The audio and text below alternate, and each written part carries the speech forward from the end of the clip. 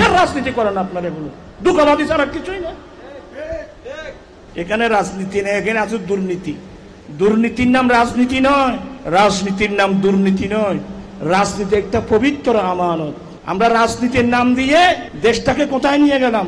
আমি একটু বলবো, এই দেশের এক সময় প্রধানমন্ত্রী মহিলা, বিরোধী দলীয় নেত্রী মহিলা, শিক্ষামন্ত্রী মহিলা, স্পিকার মহিলা, এতগুলো মহিলা মন্ত্রী থাকতে এই দেশে নারী জাতির উপর যৌতুক প্রথা থাকতে পারে কিভাবে?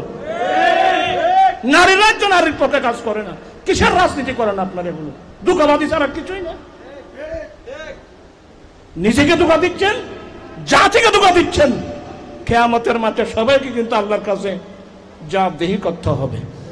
আমি একজন গুনাহগার মানুষ, মোল্লা মানুষ।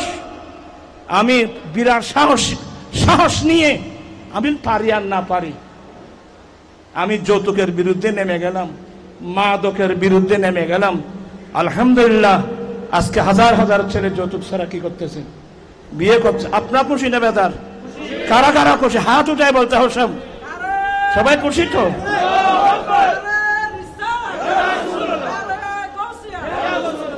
ইনশাল্লাহ মাদক এখানে রাখবো না। এখানে আমাদের অনেক ছেলেরা বলে যে হুজুরকে নোবেল পুরস্কার দাও, হুজুরকে অমুক পুরস্কার দাও। এই পুরস্কার দিয়ে আমি কি করবো? আমার পুরস্কার হলো, আমি যেগুলোর আন্দোলন করছি এগুলো বিলুপ্ত করতে পারলে এটা আমার বড় পুরস্কার, জনগণের পুরস্কার। আমি আপনাদের এই পুরস্কার দিয়ে কি করব? এভাবে পুরস্কার নিয়ে মানুষ কি কি করতেছে আমরা সব দেখতেছি। আমি সব কথা বলছি না, আর অনেক রাজনৈতিক কথা আমি ফেলে দিয়েছি, বন্ধ করে। এখানে রাজনীতি শুনবে কে? রাজনীতি নাই, এখানে আছে কিছু দুর্নীতি। আল্লাহ তারপরেও দোয়া করব, আল্লাহ ছেলে মেয়েদেরকে হেদায়েত নসিব করো। যে সামনে কি আল্লাহ জানে, এটা বেহতর, আল্লাহ বেহতর জানেন। তবে আমি একটা কথা বলি, আমি ভালো হলে দেশ ভালো। মুক্তদি যেমন ইমাম তেমন।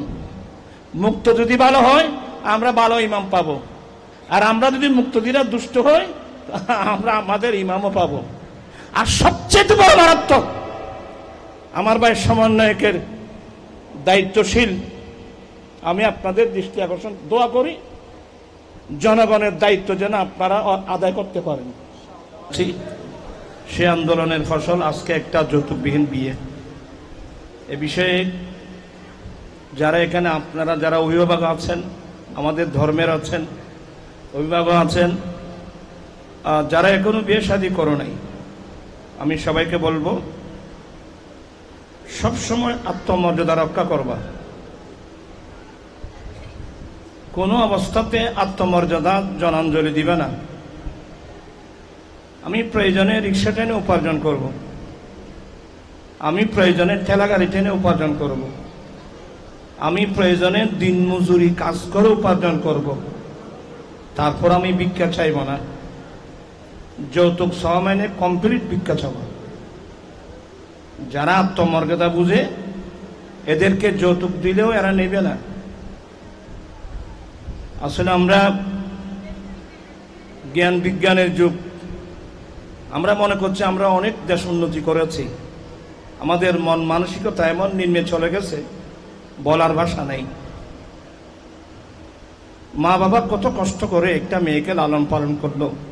এমন একটা যুগ ছিল যেই যুগে মেয়েকে লালন পালন করার ভয়ে কত জন্মদাতা বাবা মেয়েদেরকে জীবন্ত মাটির নিচে দফন করে দিয়েছিল। মক্কা শরীফে সৌদি সরকার ওই জায়গাটা এখনো ঘিরে রাখছে। আইয়ামে জাহেলিয়তের মধ্যে, জেহালতের যুগে, যেখানে নিজের বাবা কর্তৃক মেয়েদেরকে জীবন্ত মাটির নিচে দফন করে দিত। স্বামী মারা গেলে স্বামীর সঙ্গে সঙ্গে স্ত্রীকে জীবন্ত মাটির নিচে দফন করে দিত। এক কথায় নারী জাতির না নাগরিক অধিকার ছিল, না সামাজিক অধিকার ছিল, না রাষ্ট্রীয় অধিকার ছিল।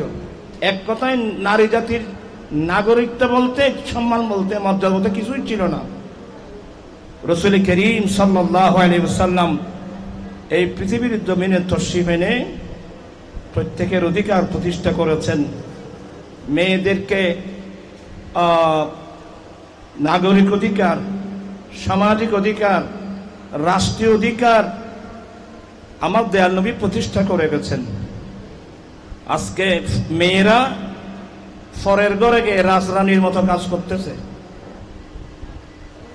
এভাবে বলতে গেলে অনেক কথা এসে যাবে।